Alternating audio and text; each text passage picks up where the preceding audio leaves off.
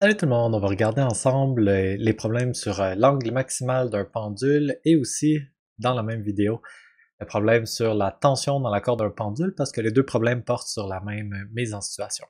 Alors, dans ce problème-là, on a un pendule, fait qu'une masse attachée à une corde qui va osciller, puis on nous donne un paquet d'informations. On donne la longueur de la corde ou du pendule qui est 0,5 m, la masse du truc suspendu qui est 0,4 kg, et on donne aussi la vitesse de du pendule, dans le fond, de la masse qui est ici, au moment où est-ce qu'on est au point le plus bas de sa trajectoire. Ça va être la plus grande vitesse qu'il va avoir pendant le mouvement d'oscillation. Ce qu'on aimerait savoir, pour la première question, c'est quel sera l'angle maximum que le pendule va faire avec la verticale. Fait que la balle va arriver au sol, ben pas au sol, mais au point le plus bas avec une certaine vitesse. On veut savoir jusqu'où elle va monter avant de s'arrêter puis de repartir dans l'autre direction. Pour faire ça, je vais utiliser mes équations de conservation de l'énergie et on va calculer ce qu'on a besoin. Allons-y.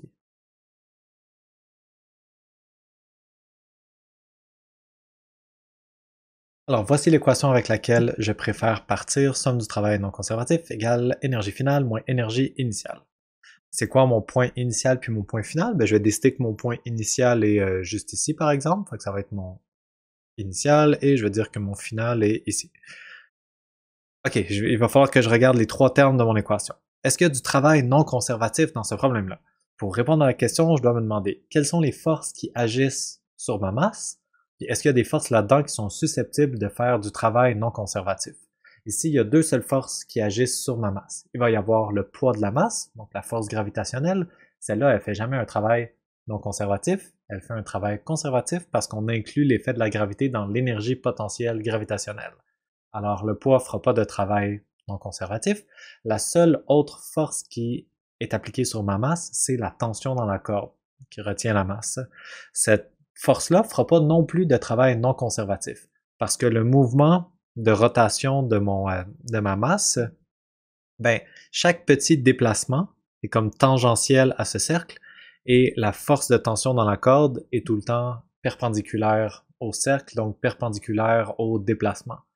Quand une force est toujours perpendiculaire au déplacement, que je veux faire, mettons, le produit scalaire de la force de tension avec chaque petit déplacement, ce produit scalaire-là va toujours donner 0. Le travail fait par une force qui est toujours perpendiculaire au déplacement est 0. Tout ça pour dire, il n'y aura pas de travail non conservatif dans ce problème. Alors, le terme qui est là va donner 0. L'énergie finale moins l'énergie initiale donne 0, c'est-à-dire que l'énergie finale est égale à l'énergie initiale. On a la conservation de l'énergie mécanique dans ce problème-là. Maintenant, je vais écrire ça un petit peu plus en détail.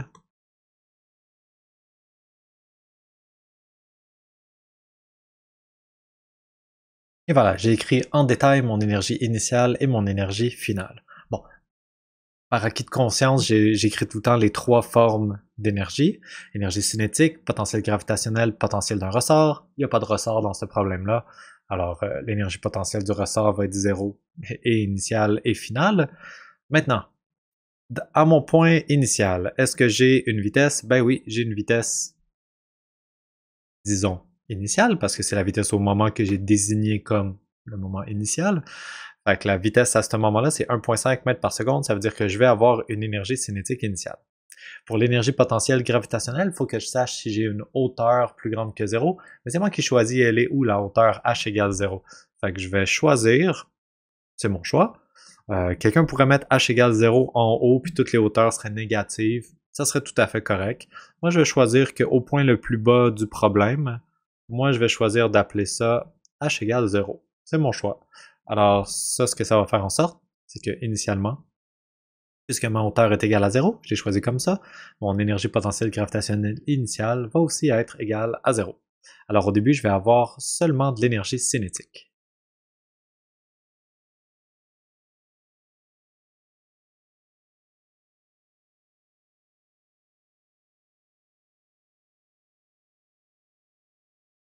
Alors j'ai 0,45 joules d'énergie mécanique dans le problème, puisque l'énergie est conservée à tous les endroits de mon mouvement d'oscillation, j'aurai toujours la même énergie mécanique totale, 0,45 joules.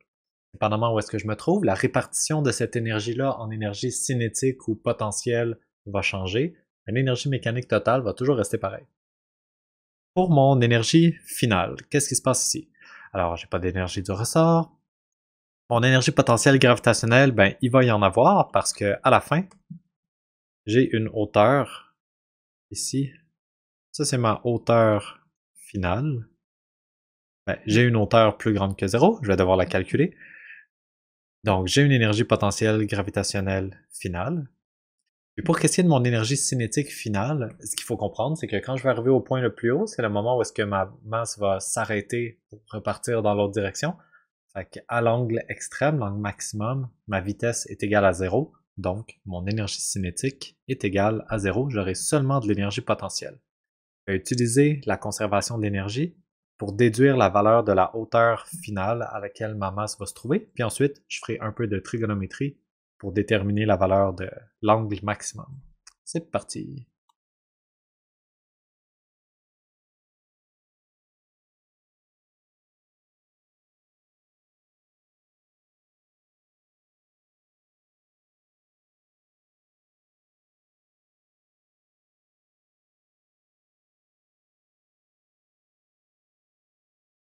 Ok, j'ai trouvé ma hauteur finale qui est de 0,1148 mètres, donc environ 11 cm.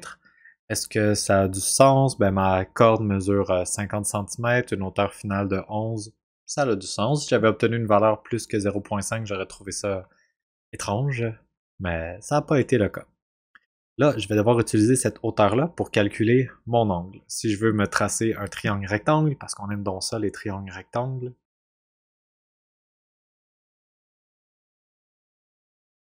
je vais me tracer un beau triangle rectangle qui est comme ça. Ma hauteur HF, c'est la distance qui est ici. C'est pas une distance qui est directement dans mon triangle rectangle, mais ça va me permettre, avec une soustraction, de calculer la longueur et la petite hauteur qui est là, en faisant 0,5 mètres moins ma hauteur finale. Si je connais cette hauteur, donnons-lui un nom, appelons-la, je sais pas, A. Et je connais la longueur de ma corde, la diagonale, l'hypoténuse du triangle, L, je vais être capable de déduire en utilisant cosinus égale adjacent sur hypoténuse, je vais être capable de déterminer la valeur de mon angle.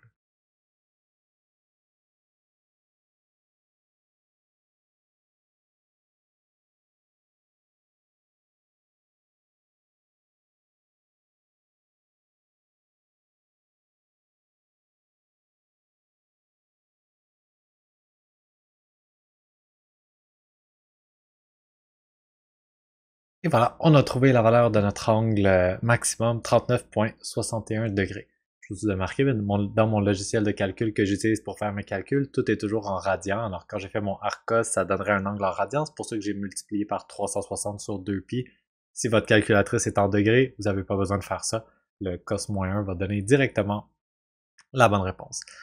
Qu'est-ce que j'ai fait pour répondre à ce problème? J'ai simplement utilisé mon équation de conservation d'énergie. J'ai remarqué qu'il n'y avait pas de travail non conservatif parce que la gravité en fait pas, puis la tension est toujours perpendiculaire au mouvement. J'ai écrit mon énergie initiale. Il y avait seulement d'énergie cinétique. J'ai calculé mon énergie initiale. J'ai trouvé une expression pour mon énergie finale qui m'a permis de calculer la hauteur finale à laquelle je me trouvais. J'ai mis les deux égales. Ça m'a permis d'isoler ma hauteur finale, puis de faire un petit peu de trigo pour trouver mon angle maximum. Maintenant, je lâche pas, je m'attaque au problème suivant, le 3.4.13. Alors dans ce problème-là, ce que je veux savoir, je m'intéresse à savoir c'est quoi la force de tension dans la corde à trois moments différents. Au moment où l'angle est nul, fait quand la masse est à son plus bas, c'est mon point numéro 1. Au moment où l'angle est 20 degrés, qui est moins que mon angle maximum, fait que ça a du sens, et au moment où mon angle est maximum. Allons-y, je vais me refaire un petit schéma pour que ça soit un petit peu plus cute, et c'est parti.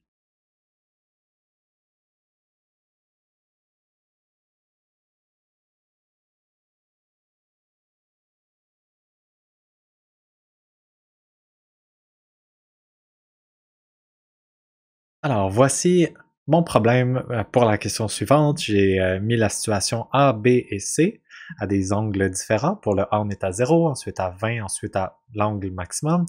J'avais déjà dit tantôt que ma vitesse à ce point-là, au point C, va être 0. C'est le moment où est-ce que la balle arrête avant de redescendre. Je connaissais la vitesse au point A. La vitesse au point B, je la connais pas. Je vais pouvoir utiliser mon équation de la conservation d'énergie pour la déterminer. Donc, j'ai besoin de savoir la vitesse à chaque moment. Puis finalement, pour savoir la tension dans la corde, je vais devoir utiliser ma bonne vieille deuxième loi de Newton, somme des forces égale masse fois accélération. Puisque je suis en train de faire un mouvement de rotation, il va falloir que je détermine un axe centripète, puis que j'utilise somme des forces centripète égale masse fois accélération centripète. L'accélération centripète implique la vitesse, fait que c'est pour ça que j'ai besoin de savoir la vitesse. Je vais avoir aussi besoin de tracer toutes les forces qui agissent sur ma masse à chacun des points de son mouvement pour être capable de déterminer la valeur de la force qui m'intéresse, c'est-à-dire la force de tension dans la corde. Commençons avec le point A.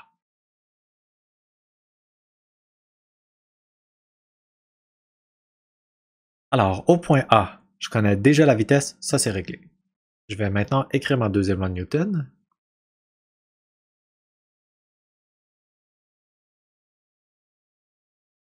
Je sais qu'il y a deux forces qui agissent sur ma masse. J'ai déjà mentionné tantôt, il y a son poids et il y a la tension dans la corde.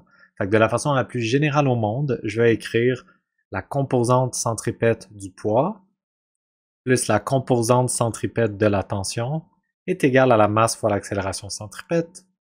Si on veut s'écrire ça de façon plus utile, c'est la masse fois la vitesse au carré divisé par le rayon du mouvement de rotation. Puis pour pas qu'il y ait d'ambiguïté quand je parle de la vitesse, je peux dire c'est la vitesse au point A parce que je suis en train de faire la question A. Bon, c'est aussi, le poids va toujours rester pareil. Ça, je suis en train de trouver la composante centripète de la tension pour la partie A. Je vais l'écrire juste pour pas me mélanger. Maintenant, je vais dessiner les flèches et je vais dessiner mon axe centripète.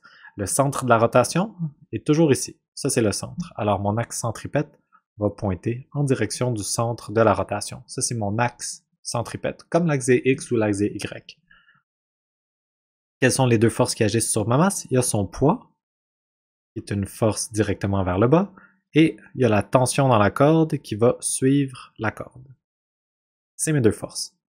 Maintenant, quand je veux écrire la composante centripète de ces forces-là, le poids, la valeur du poids, c'est tout le temps m fois g, alors la masse fois la constante gravitationnelle. Le poids est directement dans la direction de l'axe centripète, mais il pointe vers l'axe centripète négatif. Au lieu de pointer vers le centre du mouvement de rotation, il pointe vers l'extérieur du mouvement de rotation. Alors, je vais mettre tout le module de la force du poids avec un négatif parce que le vecteur pointe directement dans la direction opposée à l'axe centripète. Je n'ai pas besoin de mettre de cos ou de sinus d'un angle, je suis parfaitement sur l'axe, mais dans la direction négative. Pour la tension, je suis parfaitement dans la direction centripète, mais cette fois dans la direction positive. Alors je vais mettre plus le module de la tension. Il me reste juste à isoler la tension dans cette équation et on a fini.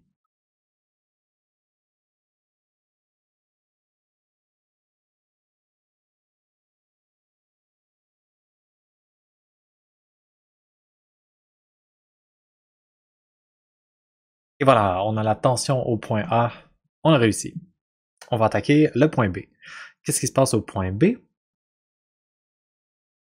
Au point B, je vois que je ne connais pas la vitesse à laquelle la masse se déplace au point B. Je vais devoir commencer par calculer cette vitesse-là parce que je vais en avoir besoin quand va venir le temps d'écrire la partie droite de ma deuxième loi de Newton. Je vois que ça implique la vitesse à laquelle l'objet se déplace. Pour trouver ma vitesse, je vais utiliser la conservation de l'énergie. J'ai déjà dit qu'il n'y avait pas de travail non conservatif. L'énergie mécanique va toujours rester pareille. Là, mon point final, ça serait comme le point B. Fait que je pourrais dire que l'énergie mécanique initiale va être égale à l'énergie mécanique au point B. C'est comme mon énergie mécanique finale. Mon énergie mécanique initiale, je l'ai déjà calculée tantôt. C'était mon 0,45 joules. Cette valeur-là est encore tout à fait valide. Alors, je vais simplement l'utiliser. Ça, c'est 0,45 joules. C'est égal à mon énergie mécanique au point B. Qu'est-ce que j'ai comme énergie mécanique? J'ai une vitesse, alors j'aurai une énergie cinétique. J'aurai une énergie cinétique au point B. J'ai aussi une hauteur qui n'est pas 0. J'ai une hauteur ici. Alors, puisque j'ai une hauteur, je vais avoir une énergie potentielle gravitationnelle au point B, puis il n'y a toujours pas de ressort, alors je ne vais pas l'écrire. Dans ma formule, je vais avoir l'énergie cinétique, une demi-masse fois la vitesse au point B à la 2, et mg fois la hauteur au point B. La hauteur au point B, là, il va falloir que je fasse un petit peu de trigo comme tantôt pour la trouver parce que je connais seulement l'angle. Je vais utiliser les propriétés de ce triangle rectangle que je vous dessine à l'instant. De ce triangle rectangle, comme ça. Je connais encore l'hypoténuse qui est L, 0.5 mètres. Je vais utiliser cosinus pour trouver le côté adjacent, que je peux appeler A minuscule, mettons. Puis je vais faire une soustraction pour avoir la hauteur H qui se trouve ici. Donc, où je vais avoir fait ça, je vais l'insérer dans mon équation, puis je vais être capable d'isoler la vitesse à laquelle la masse se déplace au point B.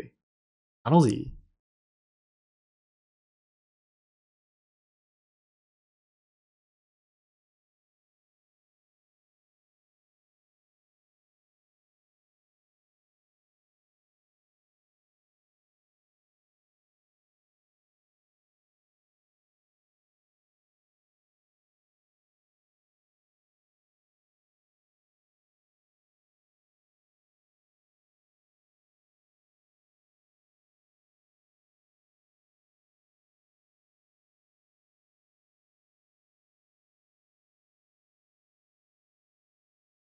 Ok, j'ai réussi à trouver la vitesse au point B.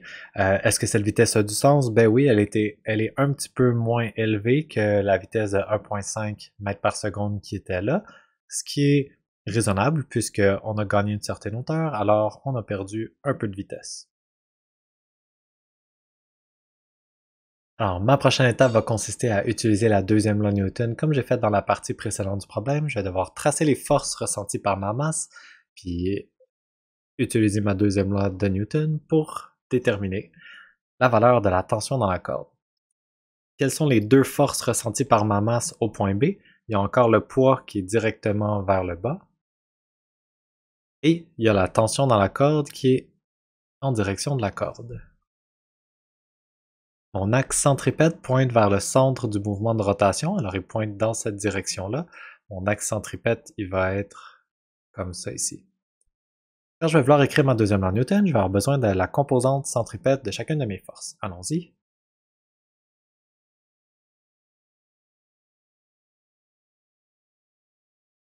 Quelles sont les composantes centripètes de mes forces? Là, la tension dans la corde pointe encore parfaitement dans la direction centripète. Alors, je vais dire le module de la tension dans la corde au point B, c'est ce que je cherche. Pour le poids, il y a une composante centripète. Je vais tracer comme un triangle rectangle ici, là, une projection sur l'axe centripète. Et cette ligne-là, est comme ça c'est la composante du poids qui est dans la direction de l'axe centripète. Cette composante-là, elle est négative parce qu'on pointe dans la direction inverse à l'axe centripète. Alors, je vais mettre un moins. Je vais mettre le module qui est mg. Je vais devoir mettre un angle. L'angle qui est en haut ici, c'est 20 degrés, exactement le même angle que celui que j'avais en haut là. Alors, je vais utiliser cos de 20 degrés parce que c'est le côté adjacent à l'angle de 20 degrés qui m'intéresse. Moins mg cos de 20 degrés. Ça, c'est la composante centripète du poids dans cette partie-là du problème.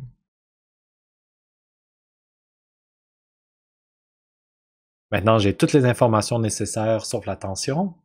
Cette équation va donc me permettre d'isoler la variable que je veux. C'est parti.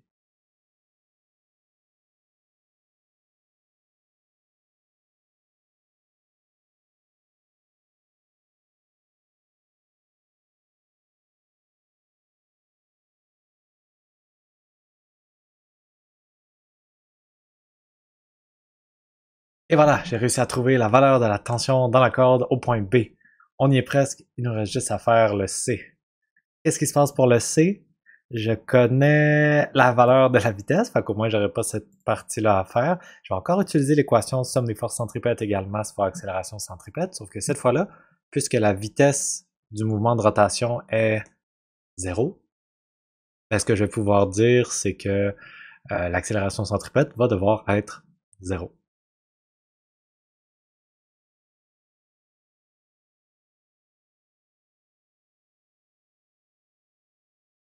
J'ai tracé mes deux forces, j'ai tracé la composante centripète du poids, qui va utiliser mon angle maximal que j'avais déjà tantôt, 39,61 degrés.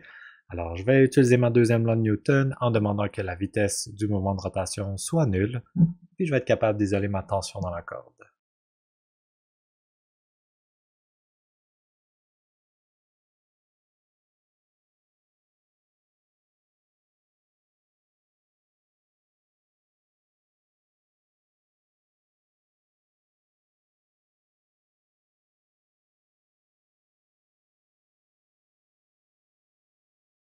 Et voilà, j'ai fini de résoudre mes deux problèmes. J'ai trouvé la tension dans la corde au point C qui est de 3,02 newtons.